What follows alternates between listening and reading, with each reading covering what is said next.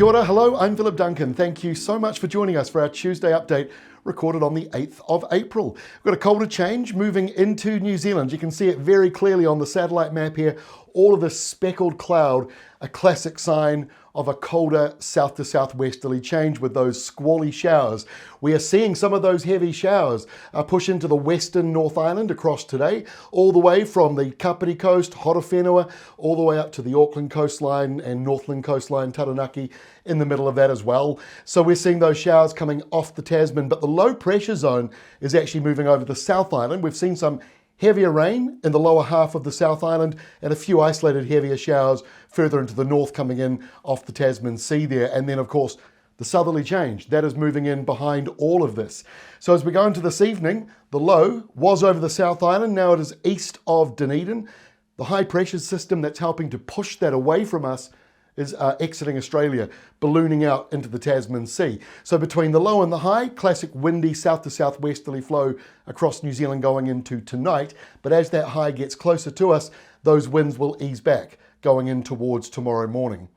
Here is how this evening looks. So you got that low out to the east between Dunedin and the Chatham Islands.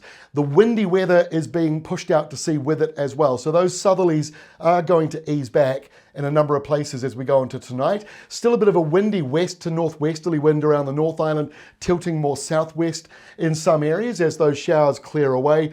And you've got the blue line that measures air thickness. So when you see the blue line coming up, anything south of it is cold. And that's why you're going to notice those temperatures dropping in the lower half of the South Island. I mean, the whole country gets a bit of a temperature drop, but those that notice it the most and we're most likely to see snow on the mountains, that's going to be south of that blue line.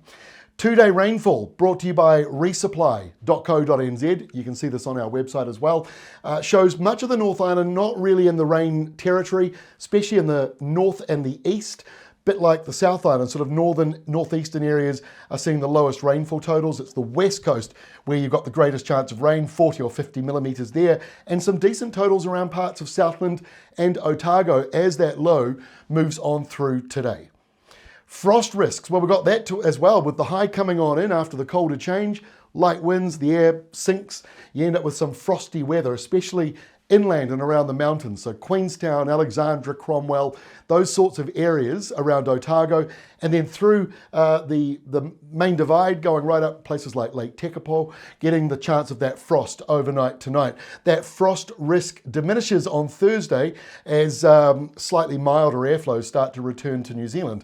And this is why the next big high is on its way out of Australia. So it drags with it some warmer airflows. Even these westerlies, track the origins of them. They're coming from out of the desert. So those westerlies aren't going to be overly cold. The blue line measuring air thickness, that has been pushed eastwards out to the Chatham Islands. So the Chatham's turn to get that colder, windy southwesterly on Wednesday. Those southwest winds also carry on in places like Taranaki to Auckland. A few showers in the mix there, not very much in the way of rainfall accumulation. And by Thursday, the high is smack bang over the top of us. The cold change is well out to the east of the country now. Even the Chatham Islands seeing a warming up with those southwesterlies. But remember, they're southwesters coming out of Australia, so they're not overly cold. The winds are light in most places, and with the longer nights, shorter days, you can expect a bit of morning cloud, morning fog, places like King Country, Waikato, inland areas getting that, and then usually you get a really lovely afternoon on the way. So that's quite a powerful high pressure zone, the one that moves in on Wednesday. It is likely to last for about a week in the New Zealand area, right through till next week. And yes, as we run into Easter weekend, that might be when it moves away and we get our next rainmaker. We're going to talk about Easter in a little more detail, possibly tomorrow, maybe Thursday. We're just waiting for the computer modelling to be a little more consistent, but we're willing to show you that early because, of course, that's coming up around the corner. We've got some low pressure north of New Zealand. That is just fueling easterlies. It's a simple kind of air pressure sandwich with the high pressure sandwich bread at the bottom, low pressure being the bread at the top, and the filling windy easterlies in the middle. So low pressure in the tropics, high pressure in New Zealand, and a windy easterly flow north of us pushing into Australia. That might also come down into Northland, Coromandel, maybe northern parts of Auckland and Bay of Plenty. Just a bit of a northeasterly feel. If you're in eastern Waikato or the Hauraki Plains, you may also start to notice that east to northeasterly flow. Other end of New Zealand, westerly winds, the usual storms down around Antarctica helping to fuel that. So this weekend, not a great deal of change. Still got some very strong high pressure at 1033 hectopascals there. That is moving in with the other high still out to our east, so it's all merging up. Now, when you've got centres either side of the country, you can get a bit of convergence where the winds bump into each other. So that could produce a few cloudy spots around the country, but you can still see this easterly flow, quite dominant north of New Zealand, driving in showers all around Queensland and at least half of the New South Wales coastline. And it doesn't change much going into Sunday either. Still got high pressure over us, still a bit of an easterly flow at the top. Windiest will be around the Bay of Islands, where that east to southeasterly may be a little brisk at times, but it won't be overly cold. And then we go into next week with Monday's map, and again, more high pressure dominating the country. It's not quite as strong in the Tasman, but it's still strong enough to hold on. So Easter's at the end of the following week. We are watching what is happening with low pressure up to the tropics here.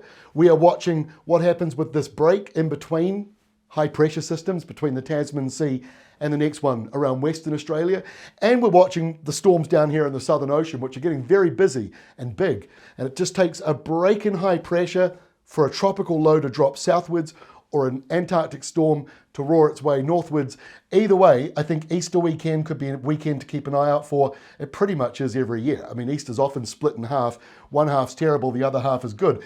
The last feature on here, tropical cyclone. It is expected to form this week around the Darwin area, drift very close in towards the Indonesia zone, and then it drops down into the Timor Sea, but we'll be watching that one closely as well. So a few moving parts at the moment with the weather maps. We are not done yet with the cyclone season. That still carries on this month, and I think we are going to be seeing, whether it's a cyclone or not, some tropical energy up to our north with this low pressure zone. So we'll be keeping a very close eye on that as we head towards Easter. That's all from me for today. We'll see you again tomorrow, Wednesday, with our next weather update.